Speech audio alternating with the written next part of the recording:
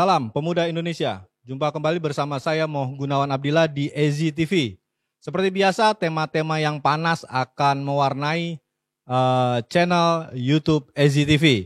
Hadir di studio EZI TV, tak berlama-lama kita sapa satu persatu para tokoh eksponen pemuda Indonesia. Di sebelah kanan ada Bung Jojo, Joko Priyoski, salah satu ketua umum OKP. Siap. Selamat malam, Bung Jojo. Malam, Mas Gun. Di sebelah tengah ada seperti biasa Bung Suawi atau Cawi. Selamat malam, Cawi. Selamat malam, Mas Gun. Selamat malam, pemirsa. Di sebelahnya lagi ada Bung Bernat. Selamat malam, Bung Bernat. Selamat malam, Mas Gun. Selamat malam para pemirsa. Assalamualaikum warahmatullahi wabarakatuh. Oke, kita langsung saja tema yang mungkin memang sedang panas-panasnya, namun memang masyarakat Indonesia harus bisa mengetahui secara detail fungsi-fungsi apa yang ada di Dewan Perwakilan Rakyat. Salah satunya adalah Majelis Kehormatan Dewan. Yang memang banyak kritikan tajam kepada salah satu fungsi DPR MKD ini yang memang kian kesini tuh kian seperti dibilang jeruk makan jeruk. Jadi anggota-anggota MKD sendiri itu perwakilan daripada fraksi-fraksi yang ada di DPR RI. Jadi mungkin ada saling lindung sesama anggota atau bagaimana nanti kita akan tanyakan kepada tokoh eksponen pemuda Indonesia. Langsung saja ke Bung Bernat. Silakan Bung, melihat bagaimana MKD ini berjalan dan bagaimana cerita MKD itu sesungguhnya. Silakan Bung Bernat. Oke, terima kasih Mas Gun. Selamat malam para pemirsa SCTV. Jadi berbicara masalah MKD, saya beberapa waktu yang lalu, saya sempat melaporkan anggota Dewan, abang kita, Bang Effendi Simbolon, atas kasus tentang terselip kata dia, mengatakan tentang TNI kayak gerombolan, bahkan lebih-lebih ormas. Saya sebagai salah satu ketua umum ormas, yang kebetulan organisasi saya itu tingkat ketahanan, bergerak di ketahanan nasional, merasa miris atas ucapan beliau itu. Karena apa? Itu diucapkan oleh seorang anggota dewan yang senior, seperti Bang Effendi. Makanya saya tunggu beberapa hari. Ternyata tidak ada niat dari Bang Effendi untuk mengklarifikasi ucapannya itu atau minta maaf. Akhirnya saya melaporkan ini ke MKD karena setahu saya di DPR itu ada satu badan yang bisa untuk menilai atau menindak mereka-mereka yang melanggar etika. Makanya saya laporkan Bang Effendi karena melanggar aturan yang ada di MKD, aturan yang ada di Dewan. Itu pelanggaran kode etik. Harapan saya itu MKD dapat memberikan sanksi. Karena apa? Dalam pemahaman saya yang dilakukan oleh Bang Effendi ini suatu kesalahan besar. Begini Mas Gun, namanya kesalahan besar itu, sebuah kesalahan apabila besar atau kecilnya, itu dilihat dari dampaknya. Nah yang dilakukan Bang Effendi ini dampaknya sangat besar. Terbukti belakangan bagaimana respon dari para anggota TNI saat itu sangat marah, hampir seluruh Indonesia bergerak. Artinya itu kesalahan besar. Makanya saya melaporkan ke MKD. Ternyata MKD setelah laporan saya dan ada beberapa kawan-kawan dari organisasi lain juga melaporkan, Bang Effendi minta maaf. Kok kenapa selesai di situ? Sebagai manusia, ucapan kata maaf ini ya wajar. Secara moral Bang Effendi sudah melakukan minta maaf. Tetapi namanya sebuah kesalahan, ya itu kan harus ada tindak lanjutnya. Jadi kalau kesalahan apapun bentuknya, kalau selesai dikata maaf dan selesai, wah nanti besok orang ngebunuh dan minta maaf selesai. Orang narkoba selesai minta maaf selesai. atau orang apapun melakukan kesalahan selesai dengan minta maaf, kan tidak. Tidak seperti itu. Jadi harapan saya kemarin MKD dapat mengeluarkan sanksi. Ternyata ya seperti yang kita lihat selama ini, tahu-tahu laporan kami itu di-stop oleh MKD. Makanya di sinilah saya pertanyakan, kok begini fungsi MKD? Belum lagi yang sudah-sudah dulu. MKD memang pernah menjatuhkan atau mengeluarkan rekomendasi untuk ke partai. Akhirnya anggota dewan itu dapat diberikan sanksi oleh partainya. Cuman yang diberikan rekomendasi adalah hasil putusan-putusan pengadilan. Seperti punya pengadilan tetap, putusan pengadilan tetap, atau kesalahan-kesalahan besar yang jatuh ke ranah hukum di kriminal gitu. Nah kalau memang seperti itu, maka buat apa fungsi MKD? Kembalikan aja barang ini ke pengadilan umum. Tidak usah ada lagi kode etik. Kalau hanya kode etik dibuat seperti ya sudah cukup untuk manggil minta maaf selesai. Gitu. Jadi kita terusnya kami masyarakat, ya kita mau lihat mana fungsi MKD atas pelanggaran anggota dewan. Seperti itu. Oke, terima kasih Bung Merat. Nanti Terima kasih. kita akan lebih tajam dan lebih detail mengenai tadi fungsi MKD. Lanjut ke Bung Jojo, Joko Priyoski, Ketua Kaukus Muda Anti Korupsi. Jadi di beberapa media kalau udah saya searching itu memang nama Bung Jojo ini tenar dan berani, lugas dan tajam kepada seorang Ketua DPR Puan Maharani kan. Jadi Mahkamah Kehormatan Dewan DPR RI ini sudah memberi keputusan bahwa laporan Bung Jojo ditolak. Nah, ceritanya gimana nih? Silakan Bung Jojo. Terima kasih Mas Gun. Jadi sebenarnya kalau ditolak, kalau tadi bicara tolak nggak juga ya, karena gini, kita kronologisnya ya. Waktu itu saya hadir ke MKD itu sempat, walaupun tidak berjumpa secara resmi, tapi saya sempat lihat ada Pak Junimart Girsang, ada Pak Habibur Rahman.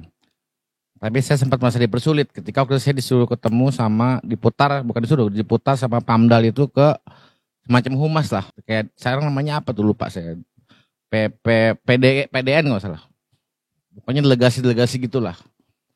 Saya ketemu, akhirnya saya marah-marah. Nah ketika saya balik lagi ke ruang MKD, setelah konversi pers di media, hilang itu semua. Satu pun nggak ada manusia itu di ruang MKD itu, mau sekretariat, mau siapapun. Itu yang pertama. Tapi setelah saya tunggu beberapa jam, setelah saya sempat protes kan, dengan nada suara yang tinggi, akhirnya datang gitu tuh. Diterimalah laporan saya melalui di surat MKD, keluarlah itu laporan. Ada mungkin bisa nanti di detik di Kompas itu ada laporan saya kan, nomor laporannya semua. Kalau ditolak enggak juga sebenarnya. Kalau ditolak kan berarti kan tidak diterima, ya kan. Tapi ini lapornya diterima. Tapi kemudian di hari berikutnya tiba-tiba ada sidang MKD memutuskan tidak dilanjutkan. Nah, ini yang anehnya gini kan, saya sempat menyampaikan hak jawab ya, hak sanggah.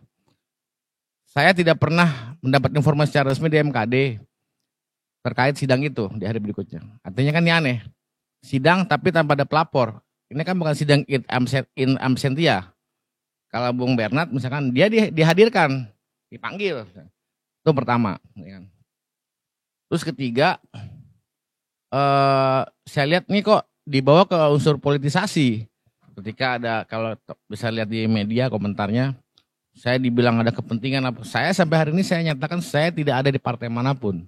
Tidak ada kepentingan dan tidak ada di belakang saya. Saya tidak siapapun di belakang saya. Saya murni karena pertama sebagai aktivis ya, dan saya juga kebetulan eksponen 98. Dulu kami pernah ada di forum kota, terus kami pecah. Atau di zaman Gus Dur kami terpolarisasi, bentuklah front kota waktu itu. Artinya itu biasa dari dinamika aktivis lah. Nah, karena saya ada kekesalan, kekecewaan dengan Ibu Puan Maharani, bukan sebagai politisi DPR-nya, bukan politisi PDIP-nya, tapi sebagai ketua DPR-nya, saya kesal. Harusnya ketika dia menerima ucapan itu, dia men-skor sidang. Diskor selalu sidang itu kan, dihentikan gitu kan. Ini kan enggak. Ketika sidang tablo itu masih berjalan, tiba-tiba ada euforia di situ kan timbul. Nyanyi lah. Nah, ini kan anehnya gini. Di situ sudah ada kue ulang tahun, sudah ada lagu, berarti kan sudah ada mempersiapkan. Oke lah MKD bilang bukan Ibu Puan yang salah, ya kan? Saya bilang kalau Ibu Puan nggak salah, oke, ya kan. Tapi kan pertama MKD harus mengusut siapa nih inisiator seremoni itu kan gitu. Acara itu kan ada kue, ada ragu, berarti kan ada inisiator dong, berarti kan ada yang inisiasi kan gitu siapa. Terus kedua, saya kan jelas permintaan saya adalah Ibu Puan sebagai Ketua DPR RI kan, sebagai kayak yang kalau kita lihat tuh di media itu katanya mau maju calon pemimpin kan gitu kan, mau jadi calon presiden segala macam lah apapun namanya. Harusnya kan meminta maaf kalau bicara moralitasnya kan gitu. Ini kan enggak gitu kan. Ketika hari itu ribuan buruh demo di luar gitu kan, tolak kenaikan BBM, hari ini kita rakyat pengen susah karena kenaikan BBM gitu kan. Di dalam itu malah nyanyi. Nah, ini kan gedung ini kan didanai oleh uang rakyat, dibangun oleh uang rakyat. Maksud saya gini, loh, ya kalau misalkan mau kayak gitu ya di luar gedung dewan lah, di luar gedung rakyat kan bisa. Kenapa harus di gedung situ dalam masa sidang kan gitu. Ini yang sebenarnya saya sorotin gitu. Ketika ada kawan-kawan, saya lihat di media ada kawan-kawan dari relawan segala macam yang mengcounter saya menyampaikan kritik, saya juga siap dikritik kan gitu. Tapi saya tegas hari ini, silakan dicek, hari ini saya tidak ada di partai manapun, saya bukan tim sukses manapun gitu kan, dan tidak ada kepentingan politik apapun, saya murni menyampaikan kekesalan saya kan. Saya tidak mewakili 98 di situ gitu kan. Walaupun ada media melintir kan gitu. Tapi saya ada bagian dari responden 98, sama seperti di KNPI lah. Saya bagian dari responden KNPI kan gitu. Tapi saya tidak merepresentasi kekuatan aktivis manapun. Saya membawa organisasi saya itu Kamaksi kan, Kogus Medeni Korupsi. Nah kan saya lihat kan ada teman-teman ada yang telepon saya kan dengan ada salah dari teman-teman sebelah sana. Saya bilang gue menyampaikan kritik, otokritik, bukan tendensius. Kalau kita bandingkan misalkan dengan Alvin Lim misalkan, ya kan, yang sangat ini lagi viral, dia bukan mengkritik kan gitu, misalkan dia menyerang, tendensius kan gitu. Dia menelanjangi semua, menyebutkan semua kan gitu, semua dibongkar sama dia. Tapi kan dia menyampaikan hanya satu sisi, ya kan, bukan podcast kalau saya bilang apa ya, dia ngomong gitu kan. Nah kalau saya bilang itulah yang namanya menyerang, pembunuhan karakter assassination. Makanya saya besok akan laporkan dia juga ke Barisrim. Saya bukan spesialis apa melapor sebenarnya, tapi ketika saat ini saya lihat ada yang ganjal, ada yang yang menjadi kegaduhan publik gitu, ini harus kita sikapi, jangan kita biarkan. Nah, gimana pun kan lembaga DPR misalkan ya kan. Ini juga sebenarnya marwahnya harus dijaga. Pertama ada MKD sampai hari ini saya lihat mandul. Ya kan? Mandul. Pertama kalau saya lihat ya, mohon maaf, MKD itu mandul, kedua anti kritik. Kita lihat banyak sekali masyarakat yang udah melaporkan ke MKD, semua di-PTS-kan. Semua, mana ada tindak lanjut, nggak ada. Artinya kan kalau saya bisa lihat sampai sejauh ini ya, laporan kawan-kawan sebelumnya, laporan masyarakat kan gitu kan, segala macam. Belum terakhir kita lihat yang si siapa IPW kan, IPW itu kan yang dihadang sama Pamdal misalkan kan. Ini kan saya lihat konyol gitu kan. Makanya Bang Mayer tadi saya masih agak setuju juga Bang. Makanya nanti kita bedah lebih lanjut lah untuk ke depan. Kita akan bedah lebih lanjut nanti kan. Termasuk nanti sebenarnya ada pasal berapa sih di MKD itu untuk terkait Puan, nanti kita akan bahas ya, kita akan kupas ya.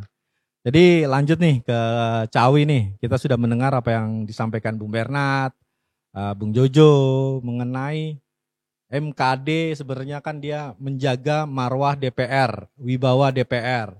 Tapi kalau dilihat dari pernyataan Bung Bernat, Bung Jojo, jadi seperti tadi dia banyak ngelesnya lah. Wah ini kayaknya nggak cukup pasal atau ini anak partai gua gitu kan. Jadi kesannya tuh memang saling ngelindungi anggota-anggotanya yang memang dilaporkan itu. Silakan Cawi tanggapannya. Baik, terima kasih. Kepada dua narasumber yang lain yang sudah melaporkan Effendi Simbolon dan Puan Maharani sebagai anggota Dewan ke Mahkamah Kehormatan Dewan, dalam hal ini DPR RI ya. Tentu kita harus mengapresiasi itu sebagai bagian dari partisipasi masyarakat dalam rangka mengontrol etik dan moral anggota Dewan. Karena bagaimanapun MKD itu tugas dan fungsinya hanya pada batas menjaga kehormatan dan menilai dari segi moral dan etika. Cuma memang kemudian ekspektasi masyarakat itu kan berlebihan terhadap MKD ini. Harapannya MKD ini bisa membuat semacam putusan. Padahal dalam konteks hukum, kita ini kan hanya mengenal 4 sebenarnya. Yang pertama itu hukum pidana, hukum yang mengatur urusan masyarakat dengan negara begitu. Yang kedua adalah hukum perdata yang mengatur urusan orang dengan orang. Yang ketiga itu adalah hukum administrasi negara, ya kan. Yang keempat itu hukum hukum tata negara yang mengatur kewenangan antar institusi negara. Nah, keempat inilah sebenarnya yang bisa membuat putusan. Sehingga kemudian kalau misalnya ada pelanggaran yang mengandung keempat unsur itu, maka sesungguhnya memang nanti muaranya tentu ke pengadilan. Itu. Nah, cuma memang standar moral dan standar etik ini kita sebagai orang Indonesia ini kan memiliki pakem-pakem sendiri yang atau standar-standar moral tersendiri yang itu sebenarnya diharapkan tercermin dari fungsi yang ada di MKD. Tentu itu yang harapannya sebenarnya. Nah, namun demikian situasi ini menurut saya akan sulit dicapai oleh masyarakat ketika mengharapkan bahwa MKD ini bisa membuat semacam putusan atau sanksi yang bisa dikenakan kepada anggota dewan. Kenapa? Karena DPR itu dipilih oleh rakyat melalui partai politik. Kewenangan untuk memberhentikan DPR itu ada di partai politik, kayak gitu. Dan undang-undang kita tidak mengatur misalnya bahwa DPR itu bisa di PAW atau direkol itu atas dasar misalnya kehendak konstituennya. Nah, itu tidak ada. Jadi sepenuhnya menjadi domain partai politik. Nah, itu terkait dengan MKD. Yang berikut terkait dengan orang-orang yang dilaporkan menurut saya. Jadi memang kenapa ini menjadi menarik? Karena orang-orang yang dilaporkan ini pertama misalnya soal yang mencoba dia mengungkap ada ketidaksolidan ya di tubuh TNI. Substansinya kan itu. Tapi memang cara menyampaikannya kemudian menjadi kurang elok sehingga menyinggung harkat dan martabat institusi kan kayak gitu. Ini yang barangkali dilaporkan oleh Bung Bernard. Sehingga kemudian situasi ini kemudian dianggap kurang etis dalam konteks misalnya relasi anggota dewan dengan TNI atau relasi dewan dengan mitra kerjanya seperti itu. Karena kritik itu kan seharusnya tetap tidak mengasosiasikan dengan hal-hal yang negatif. Walaupun sesungguhnya kayak gitu tentara atau TNI bagian anak kandung dari rakyat. Dia lahir sebenarnya dari laskar-laskar perjuangan yang kalau sekarang itu bisa dikatakan ormas juga. Kayak gitu. Di era Panglima Sudirman itu kan laskar-laskar itu yang ini waktu itu masih sebelum TKR ya, sebelum Tentara Keamanan Rakyat terbentuk. Itu kalau orang mau bedah ya sebenarnya ya memang TNI kita itu lahir dari rahim rakyat. Dalam hal ini yang berjuang pada waktu itu ya ormas-ormas. Kayak gitu, yang dibentuk oleh rakyat, yang digagas oleh rakyat. Kayak gitu. Terkait dengan misalnya Puan Maharani yang dilaporkan oleh Bung Jojo misalnya, ya ini di satu sisi rakyat sedang terdampak akibat kenaikan BBM, kayak gitu tiba-tiba ada semacam karena bagaimanapun DPR ini kan merepresentasikan wakil rakyat. Sebagai wakil rakyat dia harus merepresentasikan kondisi rakyat kan kayak gitu. Nah, itu barangkali yang dianggap secara etis menjadi kurang mencerminkan kondisi rakyat kita. Itu barangkali kenapa saya harus mengapresiasi partisipasi teman-teman ini. Walaupun sesungguhnya agak berlebihan kalau berharap MKD itu punya putusan yang lebih dari kewenangannya yang diatur oleh undang-undang. Itu menurut saya, Mas Gun. Oke, terima kasih Bung Awi. Jadi Bung Awi sudah menggambarkan bagaimana fungsi dan martabat kewibawaan DPR RI dan penegakannya melalui Mahkamah Kehormatan Dewan itu sendiri. Tapi kalau kita melihat tadi dari awal Bung Bernard mengenai sosok Effendi Simbolon yang begitu keras terhadap Kasat Jenderal Dudung maupun Panglima TNI pada waktu itu memang impact-nya sangat besar. Cuman banyak juga yang menyayangkan sikap Jenderal Dudung memobilisasi para Danrem dan Dim seluruh Indonesia untuk mengutuk keras apa yang dikatakan Effendi Simbolon di rapat fraksi tersebut.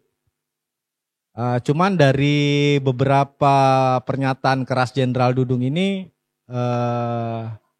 impact-nya sebenarnya seperti apa sih ke rakyat kita ini terhadap pernyataan Effendi ini?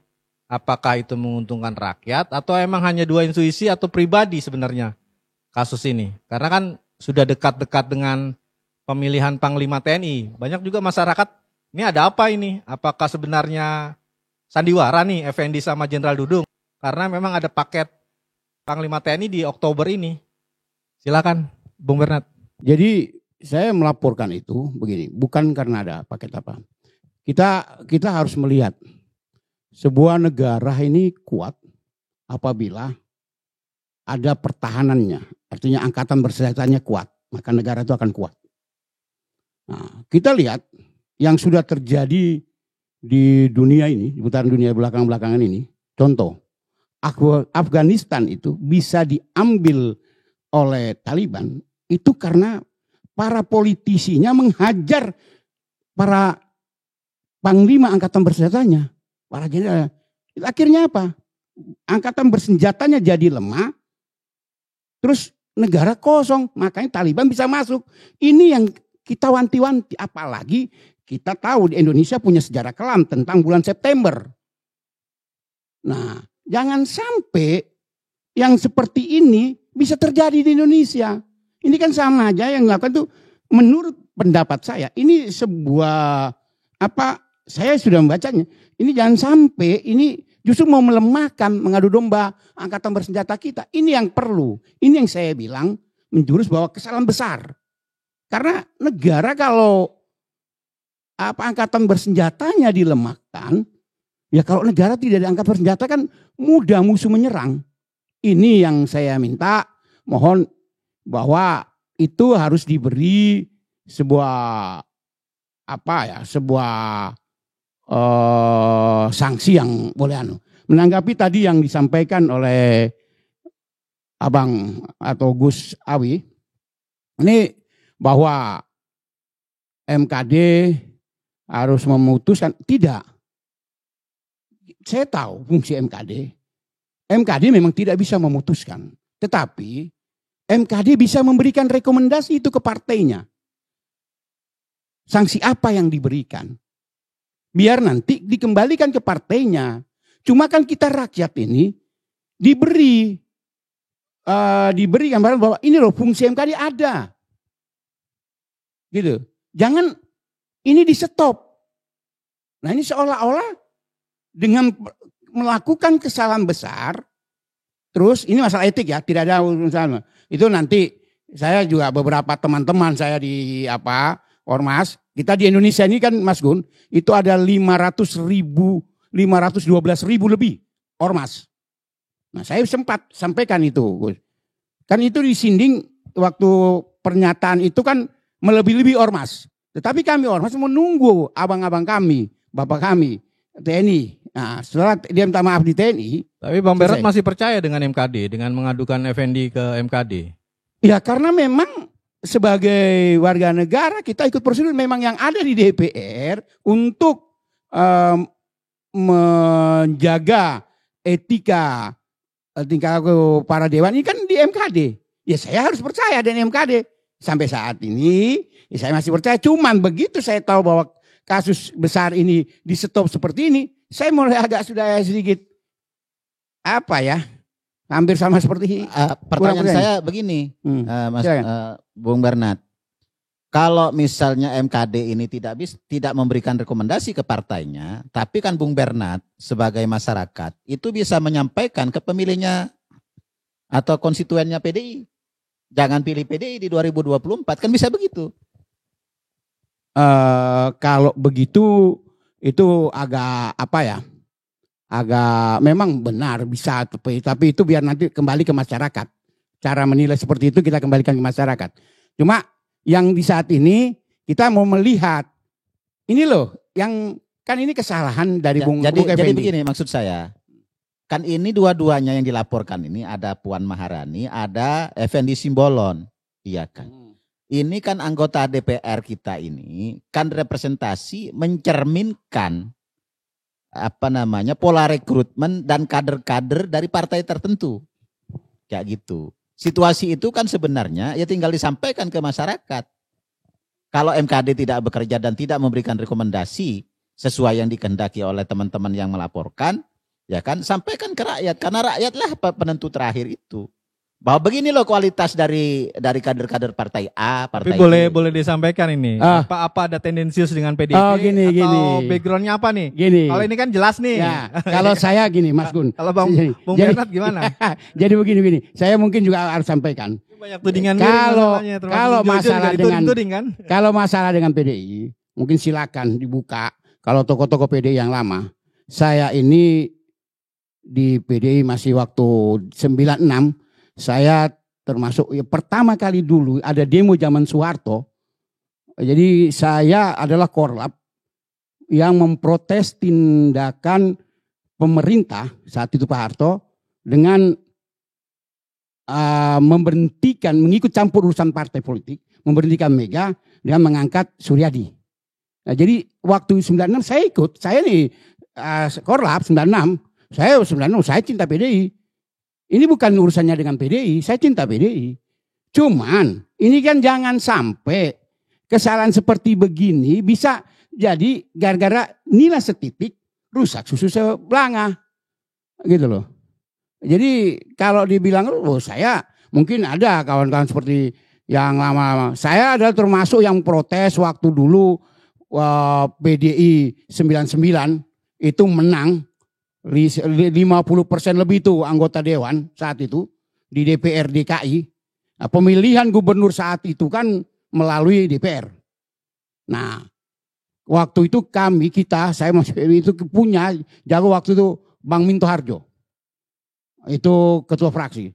Sebenarnya di atas kertas itu beliaulah yang jadi gubernur. Tetapi saat itu entah bagaimana pimpinan PDI memberikan ke Sutioso. Nah, itu kami sempat kecewa saat itu. Artinya begini, tidak ada ini urusan dengan partai politik, tidak. Ini hanya koreksi kami masyarakat terhadap etika anggota dewan. Terlebih yang tadi yang awal saya sampaikan, karena ini masalah tentang ketahanan negara. Saya takut karena ada belajar dari pengalaman yang sekarang terjadi ini. Contoh yang tadi real, yang baru-baru ini Afghanistan. Karena tingkah para politikusnya yang memberikan melemahkan panglima-panglima angkatan bersenjatanya, akhirnya apa? Dengan mudah itu Taliban mengambil. Jadi tidak ada urusan dengan partai politik. Begitu, Pak. Oke, Bung Bernard. Saya ada yang menarik tadi. Oke, gimana? Silakan Bung Jojo. Yang Sawi ya. Kenapa enggak partainya disebutkan gitu? Sebenarnya kalau kita dalam satu sisi ya, itu sebenarnya betul juga dalam hal edukasi politik misalkan. Tapi ada juga nggak benernya Gus. Kalau kita sebut partai berarti kan kita tendensius menyerang nih. Kita bisa kena pidana kita kan gitu kan. Tapi memang kalau bicara itu edukasi politik ya, apalagi ini mau tahun pemilu kan gitu. Hari ini masalah kita harus kita cerdaskan kan gitu. Partai mana yang banyak koruptornya? Partai mana yang sering melanggar kode etik, yang nggak punya etikanya misalkan? Ya, rekam jejak ya. Rekam jejak. Partai mana yang sampai saat ini keberpihakan pada rakyat hanya lip service kan gitu, hanya jargon. Kita bisa urai itu kan gitu. Nah, saya tidak tertarik mendukung calon presiden sebenarnya. Makanya saya agak sepakat dengan Gus Hawi tadi. Kita bicara ke dalam tataran itu. Kalau kita mau ke depannya benar-benar GTV bisa membuat semacam analisa politik lah. Kalau kita bicara edukasi ke masyarakat. Yang TV ini kan sebenarnya ada juga sisi edukasinya kan.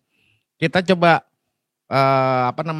kita coba mapping ulang kembali kan gitu. Sejarah pemilu misalkan. Dari mulai pemilu langsung pertama lah tahun 99 kalau tidak salah kan gitu. Hari ini reformasi ini berubah tidak kan gitu. Kalau saya lihat hari ini reformasi masih jadi harapan kan gitu. Reformasi yang digaungkan di 98 sampai saat ini banyak bengkok-bengkoknya. Salah satunya adalah ya ulahnya partai politik juga kan gitu. Kontrol yang dari teman-teman pergerakan pemuda sampai sejauh ini sudah sampai mana kan gitu. Ini saya pikir ini yang menarik untuk dibedah. Pertama, kita urai kalau kita berani, kita urai partai politik mana saat ini yang banyak koruptornya, yang banyak melanggar kode etiknya, yang banyak melanggar, yang mengkhianati rakyat, ya kan, yang banyak cuman lip service lah, cuman jargon-jargon aja kan, wong cilik ya misalkan. Saya nggak menyebut satu partai, misalkan wong cilik kan banyak yang sebut partai wong cilik saat ini kan. Di mana wong ciliknya ketika BBM naik cuma satu partai yang nolak kan gitu. Dan saya juga bukan orang PKS, saya non partai sama ini kan gitu. Artinya ke depan kalau saya lihat jangan sampai salah lagi rakyat ini memilih pertama legislatifnya di semua tingkatan maupun DPRD, DPR RI. Tuh. Terus yang paling utama lagi adalah jangan sampai salah pilih presiden kan gitu. Ya kan makanya ini menarik TV ini kan ZTV ini. Ya kan menjadi sebuah konten yang nantinya bisa mencerdaskan masyarakat ya kan. Makanya saya harapkan kedepannya lebih dikembangkan lagi kita bicara tentang kajian-kajian politik, kajian-kajian analisa teman-teman eksponen aktivis pemuda kan gitu. Kayak kalau tadi bicara MKD ya Mas Gun kan. Saya berkaca gini, saya melihat gini. Kalau kita lihat beberapa contoh case ya. Maka tadi saya bilang ini kan MKD ini kan jeruk makan jeruk, 2L lu lagi kan gitu. Kenapa? Yang dilaporkan dia, yang menangani orang dia juga kan gitu. Gimana kita berharap ini ada penyelesaian kan gitu. Makanya saya mendengar bahwa itu diputuskan tidak dilanjutkan. Saya ditanya pasal mana yang dilanggar. Kebicara pasal adalah saya bicara tentang peraturan nomor 2 tahun 2018 tentang kode etik anggota DPR di situ. Saya tidak bicara pasal kan. Karena kita tidak mencari kesalahan kan gitu kan.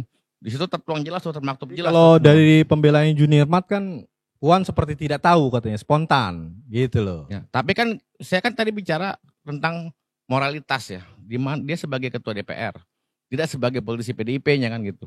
Sebagai wakil rakyat, ketua lagi kan gitu. Yang harusnya dia menjaga marwah DPR itu sebagai wakilnya rakyat kan gitu. Gedung nggak seharusnya yang dilaporkan yang itu, kasih kue ulang tahun atau yang teriak-teriak ulang tahun. Enggak, yang saya laporkan sebenarnya waktu itu tentang peraturan nomor 2 tahun 2018. Ini banyak yang dipilih sama media nih, ya banyak yang nggak dimuat.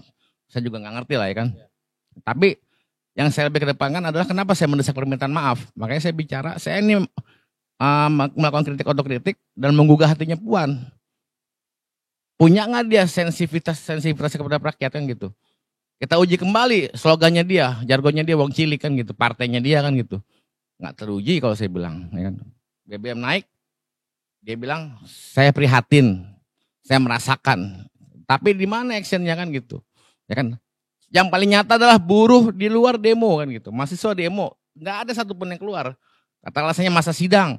Lagi sidang gimana menemuin keluar? Loh, kalau saya diundang berdebat di situ, saya akan bilang, Anda tidak bisa menemui perwakilan masa karena bilang lagi sidang. Tapi Anda merayakan nyanyi ulang tahun di situ, potong kue segala lah. Ini kan menjadi sebuah sebuah hal yang konyol, yang lucu kan gitu kan. Makanya saya bilang opsinya adalah kita dorong MPR untuk membuat sebuah lembaga pengawas. Kalau kita lihat hari ini nih semua punya, Komisi Yudisial punya, KPK punya, polisi punya kan gitu. Yang tidak punya adalah hari ini DPR RI karena lu lagi kan 2L.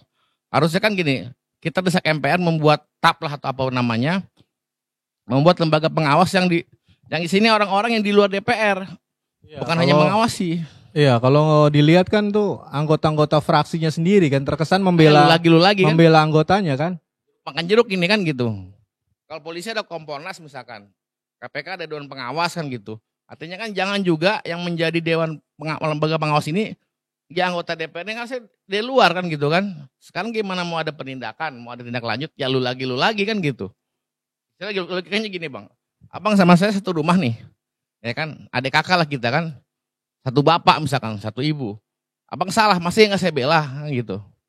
Mau fatal atau tidak fatal, jangan kata nggak fatal. Fatal pun saya bela kan, istilahnya kan kayak begitu, analoginya ya. Nah kan nanti kan ini kan lembaga ini kan saya pikir udah kehilangan marwahnya lembaga DPR. Kalau MKD ini tidak ada lembaga di atas saya mengawasi. Jadi sampai kapanpun walaupun ada pergantian ketua dari Abu Bakar ke Adang Doro Jatun, ini nggak akan bisa merubah lembaga itu menjadi lembaga efektif. Jadi saya kalau memang teriakan dari Bung Bernard dibubarkan MKD itu wajar. Karena hari ini bukan hanya aktivis yang kecewa. Kita lihat buruh ya kan, mahasiswa semua kecewa semua civil society kan. Makanya saya pikir teman-teman eksponen pemuda dan KNPI khususnya kan harus membuat desakan nih ke MPR, ke ketua MPR. Bikinlah lembaga pengawas yang independen untuk mengawasi kalau MKD mau tetap diperankan, dia mengawasi MKD kan gitu. Harus ada follow up-nya ketika ada pelaporan. Ini kan enggak di PTS jeruk makan jeruk lah. Ini saya bilang yang menjadi kalau saya lembaga superpower, bukan KPK. Kalau mereka bilang ada banyak LSM bilang KPK superpower anti segala macam. Yang menjadi superpower adalah DPR RI. Siapa yang mengawasi mereka kan gitu, nggak ada, ya kan? Jadi mereka seperti anak raja lah. Saya bilang seperti itu makanya. Oke, Bung Jojo. Kita lanjut ke Bung Awi nih. Bung Awi sudah nyeletuk soal hal yang menarik kan. Tadi dibilang partai, langsung menyebut partai. Apalagi Bung Jojo rekam jejak. Nah, kita langsung nih rekam jejak nih. Kalau saya kutip dari ada website Kata Data, itu menyebutkan partai-partai yang korupsi tertinggi sudah sangat jelas kan, terang benderang nih masyarakat. Jadi pertanyaannya sederhana nih, kalau ngelihat dari hampir seluruh partai yang ada di DPR, itu hampir seluruhnya terkena apa yang namanya korupsi. Jadi sebenarnya yang dibubarkan MKD, DPR atau kita pilih golput? Itu pertanyaan sederhananya. Ya, sebelum ke pertanyaannya Mas Gun, saya ingin menanggapi Bung Bernard sama Bung Jojo dulu. Pertama terkait dengan soal eksistensi tentara ya di Indonesia ini. Tentara dalam konteks negara demokrasi itu tidak bisa dirinya sendiri itu serta-merta menyatakan dirinya untuk berperang. Jadi dia harus tunduk kepada otoritas yang ada. Dalam hal ini presiden dan DPR untuk menyatakan berperang, ya kan. Nah, ini barangkali yang kemudian beredar viral videonya Kasat itu agak menurut saya agak offset itu. Kayak gitu dalam konteks tentara modern ya. Kayak gitu dalam konteks negara demokrasi. Karena bagaimanapun misalnya di masa Orde Lama itu kan kelemahannya itu kan ketika politik masuk ke tentara. Yang itu kemudian menjadikan bangsa ini bleeding kan, berdarah. Nah, itu pertama. Yang kedua soal Bung Jojo tadi, DPR ini mewakili rakyat berdasarkan mandat yang diberikan oleh rakyat. Cuma memang undang-undang politik kita, sistem politik kita itu mengaturnya kontraknya 5 tahun. Dan kontraknya itu dengan partai, bukan dengan anggota dewan. Itu persoalan. Sehingga misalnya kalau rakyat yang diwakili misalnya tidak puas dengan kinerja DPR yang mewakili mereka, itu mereka tidak bisa berbuat apa-apa selain menunggu 5 tahun pemilu berikut. Kayak gitu. Makanya adanya MKD itu kan dimaksudkan melalui MKD ini sebenarnya rakyat harapannya bisa mengawasi melalui MKD. Tapi memang kewenangan yang diberikan oleh undang-undang itu ya hanya bersifat rekomendasi-rekomendasi saja kan. Itu yang kemudian menjadi tidak sesuai dengan ekspektasi masyarakat. Oleh sebab itu sesungguhnya misalnya profiling misalnya partai, siapa melakukan apa termasuk misalnya siapa banyak menyakiti rakyat, siapa paling banyak korupsi, siapa paling banyak melanggar etika misalnya. Ya menurut saya kalau misalnya banyak menyakiti rakyat, ya begitu terkait dengan kebijakan-kebijakan yang pro rakyat itu diam, ya itu semua menyakiti rakyat. Itu hakikatnya. Yang kedua, kalau terkait dengan misalnya korupsi misalnya, untuk biaya politik yang bermiliar-miliar itu, ya kan, konteks demokrasi ini kan tiap pemilu itu kita mengadakan pemilu. Pak Mahfud misalnya, Mahfud MD Menko Polhukam sempat menyatakan untuk menjadi kepala daerah harus menyiapkan sekian puluh miliar, kalau DPR sekian miliar misalnya. Ini kan kos politik semua. Sistem ini yang kemudian membuat banyak orang itu kemudian permisif dengan praktek-praktek korupsi menurut saya. Nah, begitupun di pengusaha, ya kan. Pengusaha ini kan tidak ada pilihan. Ketika pejabatnya itu, kalau kamu mau pekerjaan, ya kamu harus melakukan ini. Kan tidak ada pilihan. Pilihannya sementara sebagai pengusaha misalnya, harus menghidupi sekian karyawan, sekian buruh, sekian pekerja. Ya gitu. Begitu ngurus proyek misalnya, dipaksa harus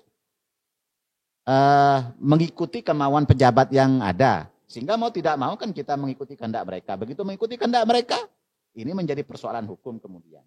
Itu yang terjadi. Di bangsa ini kan itu yang terjadi. Sehingga siapa salah, siapa benar itu kan kemudian menjadi perdebatan-perdebatan yang tidak ada ujung. Nah, kembali ke pertanyaannya Mas Gun tadi soal golput ya. Ya, sama data-data partai korupsi, ternyata tuh tertinggi nomor 1 di Indonesia adalah Golkar, kedua PDIP. Iya, partai ini kan kemudian begini. Golkar ini kan partai yang sudah lama ya. Sudah lama dan ya sekarang ini walaupun bagian dari koalisi kebetulan tidak memegang pos-pos penting dalam hal penegakan hukum. Kayak gitu. Hukum di Indonesia ini kan masih tidak semata-mata hukum untuk kepentingan hukum. Tetapi kadang-kadang ada juga proses hukum itu untuk kepentingan sponsor, untuk kepentingan politik dan lain sebagainya. Kayak gitu. Walaupun sudah terang benderang si A itu melanggar hukum, tapi nyatanya juga tidak ada proses hukum ke situ. Kenapa? Ada sponsor, ada tangan-tangan tidak tampak yang bermain di situ. Ini situasi-situasi ini kan terjadi. Sehingga kalau misalnya kita menghitung memakai data kuantitas misalnya, siapa lebih banyak melanggar, siapa banyak korupsi dan lain sebagainya, menurut saya dilihat dulu siapa orang-orang siapa yang lebih banyak di penegak hukum itu sekarang. Kayak gitu. Karena itu tidak bebas nilai. Situasi ini kan harus kita pahami juga, Mas Gun. Nah, kembali ke misalnya bagaimana komitmen masyarakat sipil, kelompok cerdik pandai, aktivis dan lain sebagainya ini terkait dengan situasi ini. Ya menurut saya ya pilihannya melangkah lebih maju untuk melakukan pembaruan sistem politik atau mengedukasi rakyat agar cerdas dalam menentukan pilihan. Sistem politik itu apa misalnya? Sistem politik itu kalau misalnya tadi butuh lembaga pengawas misalnya, yang memberikan kewenangan tidak semata-mata soal rekol atau PAW itu di partai. Tapi pemilih itu punya kewenangan untuk merekol, mengganti. Kayak gitu. Semacam misalnya jejak pendapat begitu. Bahwa taruhlah misalnya dalam hal ini Puan Maharani sama Effendi Simbolon misalnya. Ditanyakan ke konstituennya. Harus ada mekanisme yang mengatur itu. Bahwa tidak puas akibat pernyataan Effendi Simbolon atau akibat perayaan ulang tahunnya Puan Maharani di DPR misalnya. Konstituennya tidak puas. Sehingga dengan demikian diatur mekanisme untuk melakukan pergantian antar waktu. Yang dikehendaki oleh rakyat begitu. Kalau sekarang ini kan mekanismenya di partai. Ketika mekanismenya di partai ya semuanya berpulang ke partai. Partainya mau atau tidak. Karena kawan-kawannya sendiri yang melakukan pengawasan ya kan tinggal dibicarakan oleh kawan-kawannya. Yang itu bisa selesai di warung kopi. Menurut saya tidak bisa demikian. Karena begini, DPR ini dipilih melalui proses politik. Ya kan? Nah, mekanismenya itu harus diatur oleh undang-undang. Nah, sekarang ini misalnya punishment paling besar itu pemberhentian DPR itu kan dilakukan oleh partai. Bukan oleh konstituen, ya kan? Nah, Kecuali misalnya ada praktek-praktek yang melanggar hukum misalnya, tindak pidana misalnya, yang itu kemudian atau meninggal, yang itu dianggap kemudian berhalangan tetap, sehingga secara otomatis terjadi pergantian antar waktu PAW. Tapi kalau misalnya terkait dengan moral dan etika, ini kan tidak bisa kayak gitu. Proses moral dan etika ini kan kembali ke norma masing-masing orang, masing-masing kelompok masyarakat. Kayak gitu. Barangkali normanya Bung Jojo sama Bung Bernard ini berbeda dengan norma yang dipahami oleh MKD. Standar moralnya berbeda. Kan kayak gitu. Itu kan menjadi polemik kemudian. Kayak gitu Mas Gun. Oke, terima kasih. Cawi, semoga dari paparan Cawi ini bisa mencerdaskan bangsa ini. Kita langsung ke closing statement ini, Bung Bernard. Jadi butuh closing statement Bung Bernard. Bagaimana MKD ini harus dibubarkan atau seperti apa? Silakan, Bung Bernard. Oke, terima kasih, Mas Yun. Jadi gini, sebelum ke MKD, kan tadi sudah disinggung oleh Gus Sawi, ya, ini closing statement tentang yang dilakukan oleh Kasat. Saya secara pribadi acungkan jempol terhadap apa yang dilakukan Kasat. Kenapa? Karena coba dicermati pelan-pelan bahasa yang diungkapkan saat raker di DPR oleh Abang Effendi Simbolon. Itu di situ jelas bahasa bahwa kok TNI ini seperti gerombolan. Artinya yang disampaikan itu adalah TNI. Nah, sebagai komandan, sebagai kepala, ya mengingatkan aja ke anak buahnya. Ini loh, kita digini. Bagaimana reaksi kalian? Kan itu. Saya masih tahu, kita tahu rekaman. Kan bagaimana reaksi kalian? Jadi saya ya, bos memang harus ada. Supaya yang tadi saya sampaikan bagus dan di awal tadi, kenapa? Karena belajar dari sejarah yang ada. Kita ini sama-sama cinta NKRI ini dari Sabang sampai Merauke.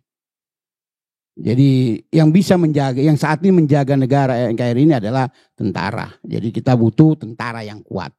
Semoga tidak ada itu. Nah mengenai MKD, betul kata Gus Sawi tadi. Memang agak, cuma yang saya sampaikan ini, mewakili rakyat Indonesia, suara rakyat Indonesia adalah anggota dewan. Nah, sudah syukur ada, memang betul anggota dewan itu ada hak imunitas. Dan saya minta semoga hak imunitas diperbesar. Tetapi kembali lagi, jangan karena hak imunitas kita lupa bahwa kita ini adalah bangsa Indonesia yang paling tinggi tentang adat sopan santunannya. Jadi jangan sampai keluar di situ. Jadi apabila namanya sudah kesalahan, maka tadi saya bilang bahwa ini adalah kesalahan besar karena dampaknya besar. Ya saya berharap minimal MKD itu mengeluarkan sebuah rekomendasi. Tahu-tahu entah partainya nanti tidak memberikan sanksi, ya itu urusan partai. Baru nanti masyarakat bisa melihat, oh ternyata partainya tidak memberikan rekomendasi. Tetapi minimal ada rekomendasi dari MKD. Ya ini loh yang saya sampaikan tadi, maka saya bilang agak kecewa saya sama MKD. Kenapa kok di stop? Tidak ada.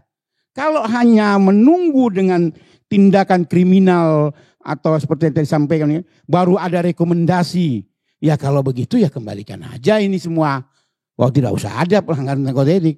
Begitu loh kalau hanya begitu. Jadi itu aja closing statement saya. Jadi bagusnya tidak ada MKD? Ya kalau saya begitu, kecewa. Tidak ada MKD. Itu poin. Karena jeruk makan jeruk. Oke siap. Ya makasih. Bung Jojo silakan ini, setuju dibubarkan atau memang tadi tetap dengan pernyataan tadi diisi dengan orang-orang profesional? Silakan Bung Jojo. Kalau saya rasa gini ya, kalau dibubarkan ini agak sulit ya. Karena kan MKD ini kan termasuk dalam AKD, Alat Kelengkapan DPR RI kan gitu. Ada di pasal 22 tuh kan di peraturan nomor 2 2018. Agak sulit. Karena kan akan merubah semuanya kan gitu. Panjang pembahasannya. Tapi hari ini saya sepakat dengan Gus Sawi tadi ketika Saya bicara lagi edukasi kan gitu intinya kan, mengedukasi masyarakat. Nah saya pikir pemilu kemarin ini terakhir ini nih pemilu itu menjadi pembelajaran lah buat masyarakat. Kedepannya 2024 kita harus lebih aktif lagi memilih wakil rakyatnya gitu loh. Mengedukasi masyarakat jangan salah pilih. Kita harus coba memprofiling lah ya kan, melihat rekam jejaknya dia. Berapa banyak kasus yang dialami, yang dilaporkan ketika dia menjabat. Ya kan ini kan juga rancunya gini loh. DPR ini kan nggak dibatasi periodenya kan, beda dengan eksekutif kan gitu. Nah ada yang 3 periode, ada yang 4 periode kan, banyak yang sudah kalau bahasanya eksponen KNP yang tuir-tuir lah, toku-toku kan gitu kan. Artinya kan begitu tua ya banyak di situ kan di DPR itu kan gitu. Artinya ke depan kita lebih mengedukasi masyarakat. Nah saya balik lagi bahwa kami dari teman-teman aktivis merekomendasikan adanya lembaga pengawas yang mungkin nanti bisa kita diskusi dengan ketua MPR misalkan untuk membuat sebuah tap MPR misalnya kita usulkan kan gitu. Adanya DPR ini punya lembaga pengawas yang diisi orang profesional gitu loh. Yang memang sudah independen lah katakan gitu kan. Seperti Kompolnas kan ada ketuanya Menko Polhukam misalkan kan segala macam kan, anggotanya kan banyak kan profesional tuh kan. Nah ini kan DPR nggak ada. Jadi kita nggak akan bisa berharap DPR ada perubahan kalau lu lagi jeruk makan jeruk kan gitu. Makanya ke depan 2024 mumpung ini akan memanas ya tahun politik, coba kita usulkan bersama adanya sebuah lembaga independen semacam dewan pengawas apapun namanya. Terus kedua, itu tadi saya sepakat dengan Gus Sawi. Ke depan jangan salah pilih kan gitu. Ketika ada orang DPR, sekarang ada parah lagi nih kalau kita lihat ya. Sekarang koruptor boleh mencalonkan lagi kan gitu, boleh mencalonkan DPRD. Ini kan parah lagi nih kan. Kalau saya lihat kalau kita nggak kritisi ini kan kita nggak ambil sikap, ini makin hancur nih lembaga lembaga legislatif ini kan gitu. Kalau koruptor yang nggak koruptor aja jadi anggota DPR banyak dilaporkan kan gitu. Apalagi koruptor kan gitu. Ya kan jelas artinya kan kalau dia pernah jadi eksekutif ya kan pernah jadi legislatif tersandung kasus korupsi misalkan di penjara, terus dia maju lagi, wah kacau ini kan.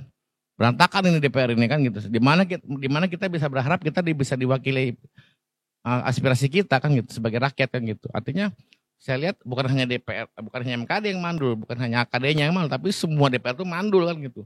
Makanya ke depan pentingnya lembaga pengawas independen itu mengawasi, memonitornya juga sampai bukan hanya merekomendasi, melakukan penindakan misalkan pemecatan gitu kan atau melakukan rekomendasi kepada partainya. Tolong dong nih partai ente nih dipecat nih anggotanya nih kan gitu kan, ini udah parah nih kan pelanggarannya kan gitu. Artinya saya harap seperti itu kan. Kalau di KPK jelas ada dewan pengawas kan gitu, di polisi ada Kompolnas kan gitu kan, di lembaga yudikatif juga ada kan gitu. Ini kan DPR enggak. Lucu, jadi ketika orang masuk DPR ya gue mau masuk kerja kayak gitu kan, gue mau ikut paripurna kayak mau enggak, suka-suka gue kan gitu. Anda melaporkan silakan aja, wah di situ kawan gue juga kan gitu kan. Ini kan silakan konyol. Hari ini yang penting kita punya uang, kita bisa nyalon DPR RI, ya kan? Makanya saya pikir ke depan ini harus dirubah juga mainstream tentang DPR RI ini nih. Artinya kan kita sepakat bahwa ini kan lembaga perwakilan rakyat, lembaga legislatif. Jangan sampai keluar dari koridor itulah gitu loh. Jangan sampai nih wah gue udah keluar kos politik, ketika jadi DPR gue harus balik nih, ya kan? Harus balik modal nih kalau bisa nih lebih, ya kan? Gue keluar 10, balik 20 kan gitu misalkan. Terus gak ada juga mengawasi, disitulah celah korupsinya kan gitu. Jadi ke depan mungkin ini harus dikritisi oleh teman-teman eksponen aktivis supaya pemilu 2024 ini lebih bermartabat ya kan, lebih aspiratif gitu kan, lebih lebih bisa mewakili aspirasi rakyat gitu. Jangan lagi ada jangan ada tikus-tikus di sana lah kalau bahasanya Iwan Fals, mengutip kata Iwan Fals, ya kan banyak tikus di sana kan gitu. Seperti grup vokal di sana kalau saya bilang. Kalau pimpinan bilang A, semua diri A. Berarti apa bedanya sama grup vokal, sama boy band kan kalau saya bilang gitu. Jadi kritik saya keras memang ke DPR. DPR selama ini mengiyakan setiap keputusan eksekutif, ya kan, nggak pernah ada protes. Paling hanya dari kelompok oposisi, ya kan. Yang paling parah adalah kenaikan BBM. Saya dari Jokowi JK, saya mendukung Presiden Jokowi, walaupun saya tidak bergabung dari lawan. Tapi hari ini ketika BBM naik, saya kecewa. Ya kan? Dan saya tidak melawan Jokowi, tapi saya melawan kritik keras. Ketika saya kemarin naik di harian terbit, misalkan di Kompas, saya nyatakan kritik keras. Saya sampai hari ini masih konsisten untuk mendesak pemerintah membatalkan kenaikan BBM. Ya kan? Walaupun resikonya saya dipandang pembunuhan karakter, saya diserang di sih bodo amat. Karena saya pikir DPR ini diam, tidur. Artinya nih DPR ini sebenarnya harus kita soroti, Gus Sawi, Bang Bernard gitu kan. Jangan sampai nih saya lihat mandul, mereka makan gaji buta, dapat pensiun pula kan gitu. Itu pensiun dihapus saja buat subsidi rakyat kan gitu. Kalau enggak, kalau memang di mereka wakil rakyat, potong tunjangan 5% misalkan setiap DPR. Misalkan ya kalau kita bicara idealismenya, potong 5% buat subsidi rakyat. Saya pikir tuh bisa sedikit mengcover subsidi lah misalkan kan gitu. Daripada harus dinaikkan, hari ini kita lihat banyak yang terdampak kan gitu. Kalau Pak Muldoko bilang mahasiswa yang demo itu kamu bela orang kaya, enggak juga saya bilang. Saya kurang setuju dengan pernyataan Pak Muldoko terakhir ini kan kepala KSP. Dengan bilang kamu sadar nggak kamu demo itu membela orang kaya? Saya bilang enggak juga. Karena mungkin dia terdampak orang tua jadi susah, ya kan harga pokok naik, ya kan Kementerian Perdagangan tidak bisa menjaga stabilisasi harga misalkan kan gitu kan. Di mana perannya perdagangan misalkan, ya kan? Jangan keluar, saya pikir di MKD aja. Saya pikir kita diskusi kita di MKD tentang MKD. Jadi nggak usah keluar. Kita gitu. jangan melebar, tetap jangan itu melebar MKD, sekali, Bung Joko. Sesuai dengan pertanyaan tadi. Saya pikir ini kan salah satu kalau kita lihat ini sebuah analisa saya, Bang. Artinya bahwa DPR ini kan saya lihat fungsinya akademinya banyak yang mandul, terutama MKD ini kan gitu. Makanya tadi kan saya juga menyoroti edukasi politik dari Gus Sawi ini setuju saya. Makanya saya bilang ini, sebagai penutup saya bilang MKD ini harus benar-benar lebih dimaksimalkan. Kalau dibubarkan agak sulit Bang, karena harus merubah semua susunan di undang-undang itu kan gitu, peraturan nomor 2 itu. Nah, Oke ya, dimaksimalkan ya. itu. Siap. Oke, terima kasih Bung Jojo.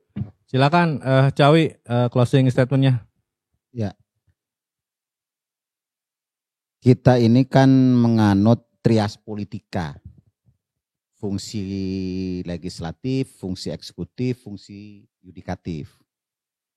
Nah, fungsi legislatif itu terkait dengan 3 hal yang kita tak ketahui. Pertama, fungsi legislasi, dalam hal ini bersama dengan eksekutif membuat undang-undang. Yang kedua itu fungsi budgeting, anggaran, nah, menyusun anggaran, APBN dan lain sebagainya itu. Dan yang ketiga fungsi pengawasan. Nah, fungsi pengawasan ini DPR ini kemudian mengawasi anggaran, pelaksanaan undang-undang dan lain sebagainya. Cuma memang yang dikritik teman-teman ini kan kemudian lalu siapa yang mengawasi? DPR. Kan begitu. Nah, harapannya kan memang dengan adanya MKD ini yang terkait dengan kehormatan, karena DPR ini adalah lembaga terhormat, terkait dengan etika ini, terkait dengan moral ini dilakukan oleh MKD kan begitu. Substansinya kan begitu kurang lebihnya. Cuma kan fungsi-fungsi itu dianggap tidak maksimal. Nah, sesungguhnya menurut saya pilihannya ada 2. Memperbesar fungsi MKD, ya kan, atau misalnya merubah sistem DPR-nya. Dalam hal ini misalnya soal misalnya sistem pemilunya misalnya. Ini kan kita ini maju mundur, proporsional tertutup, proporsional terbuka, setengah tertutup, setengah terbuka kan begitu. Ya kan? Terus termasuk misalnya dengan kewenangan misalnya. Kewenangan rekol itu ada di partai, PAW itu ada di partai ya kan. Rakyat itu ya sudahlah, dia sudah memilih di bilik suara yang hanya barangkali berlangsung sekitar 2-3 menit itu, tapi konsekuensinya dia terima selama 5 tahun kan begitu. Nah, proses ini kan kemudian bagaimana rakyat harus mengawasi itu? Ya, punishment rakyat itu kan dilakukan, reward dan punishment-nya itu setiap 5 tahun. Ya gitu. Kalau kita memilih, saya memilih Golkar kinerjanya bagus, ya nanti kursinya bertambah. Kan konsekuensinya begitu. Nah, problemnya kan kemudian demokrasi kita ini kan belum sampai ke tahap yang substantif, masih prosedural. Jadi kita ini hanya tiap 5 tahun mengadakan pemilihan umum, memilih DPR, memilih presiden, wakil presiden, kepala daerah dan seterusnya itu. Tapi substansinya misalnya bagaimana rakyat memahami itu kan perlu disadarkan terus. Kayak gitu. Perlu disadarkan terus, perlu disampaikan terus. Ini yang menjadi penting bagi teman-teman aktivis, ya, terutama kaum pergerakan ini, untuk terus mendidik rakyat agar makin paham dan makin bisa memaknai substansi apa yang harus dilakukan oleh rakyat pada saat pemilu itu. Itu menurut saya yang paling utama dan paling penting. Dan